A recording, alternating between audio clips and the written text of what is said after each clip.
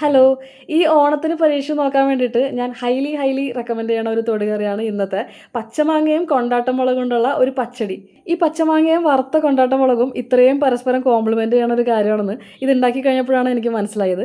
ഇതിന് വേണ്ടിയിട്ട് ആദ്യം കുറച്ച് കൊണ്ടാട്ടമുളക് വറുത്ത് കോരിയെടുക്കാം. അതിനുശേഷം അത് ചെറുതായിട്ട് ഒന്ന് ഉടച്ചെടുക്കാം. ചിരവിയ തേങ്ങയും കുറച്ച് കടുകും കൂടി ചേർത്ത് അരച്ച് മാറ്റി വയ്ക്കാം. അതിനുശേഷം എണ്ണ ചൂടായി കഴിയുമ്പോൾ അതിലേക്ക് കടുക് പൊട്ടിച്ച് വറ്റൽമുളക്, കറിവേപ്പില, ചെറുതായിട്ട് അരിഞ്ഞ ചുവന്നുള്ളി, പച്ചമുളക് ഇത്രയും ചേർത്തിട്ട് ഒന്ന് വഴറ്റിയെടുക്കാം.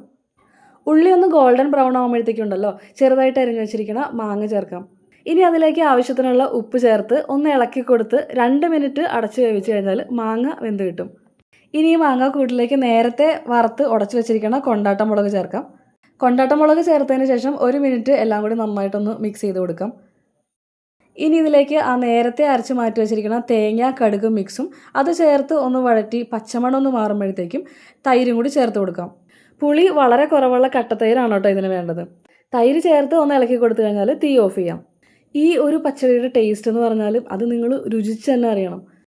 ആ ചുവന്നുള്ളിയുടെ ഒക്കെ കൂട്ടിൽ കിടന്ന് വെന്ത മാങ്ങയും തൈരൊക്കെ കുടിച്ച് കിടക്കുന്ന ആ കൊണ്ടാട്ടം കഷ്ണങ്ങളുടെ കോമ്പിനേഷൻ എന്ന് പറഞ്ഞാൽ അപാരമാണ്. ഒരു പച്ചടി റെസിപ്പിക്ക് ഇത്രയൊക്കെ ഹൈപ്പൊക്കെ വേണോ എന്ന് ചോദിച്ചാൽ തീർച്ചയായിട്ടും വേണം.